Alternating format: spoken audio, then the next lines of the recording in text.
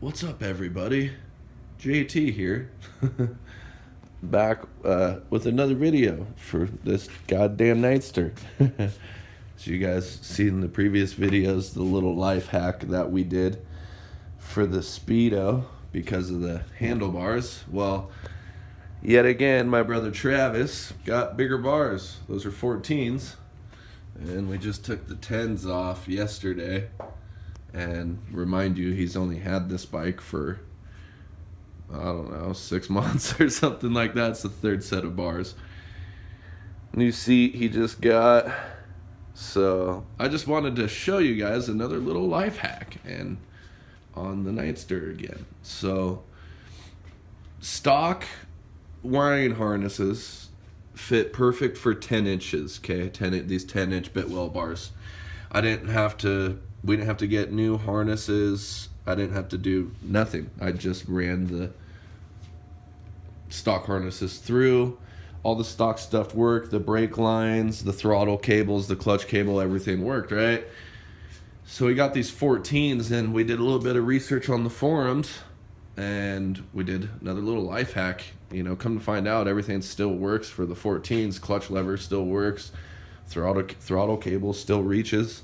And the brake line still reaches if you bend it, because he has this weird brake line here. It's not like just the full tube. But we're going to replace that anyways. We're going to get a new tube for that. But our life hack for this is the wiring harness. As you can see here, this is the end of the stock wiring harness. Okay, wiring harnesses are really expensive when you start getting bigger bars. They start getting into the hundreds of dollars. So we were looking into the forums, and we saw that you could solder new wires, new gauge wires on, as long as you can remember what color they are. You know, and as you can see, how we're going to do it is when it's time to solder this one back onto the switch, we'll pull it, and there's the wire. So we know what color it is, because now these are all black. But yeah, little life hack. We added on about 20 inches of wire just by soldering it, and we didn't have to spend $300-400 on a new wiring harness. So there it is, a little life hack for you guys. Just get a soldering gun and go buy some gauge wire, whatever gauge wire you got. This is we used 18 gauge. I think it's 16 gauge, but we used 18. But if you're close enough, it'll work.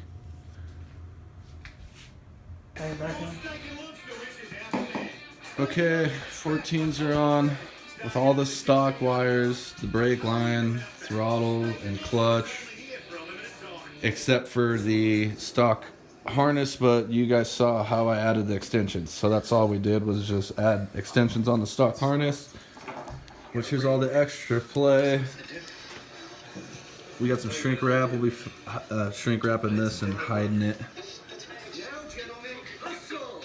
But this is all stock, all the stock shit. We went from 4-inch risers to 10-inch Bitwells to 14s. Everything's still stock. Here, turn your lights on. See, that's the, so you guys see the wiring job works. Signal. Right. Fuel pump.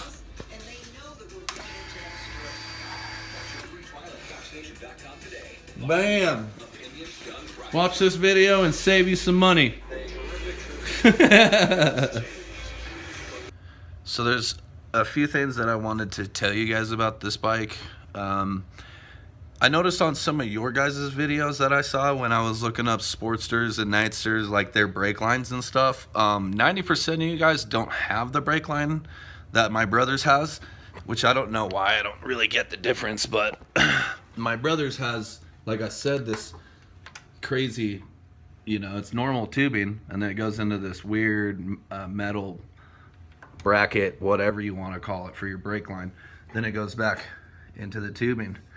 Like I said, this is all the stock cables, everything's stock except for the extensions that I did on the wiring harnesses. But I saw you guys don't have this piece, so really you guys we're gonna buy that because my brother's not gonna roll around with a crimped brake line. You know what I'm saying? But so if you do have that, you definitely want to buy a new brake line.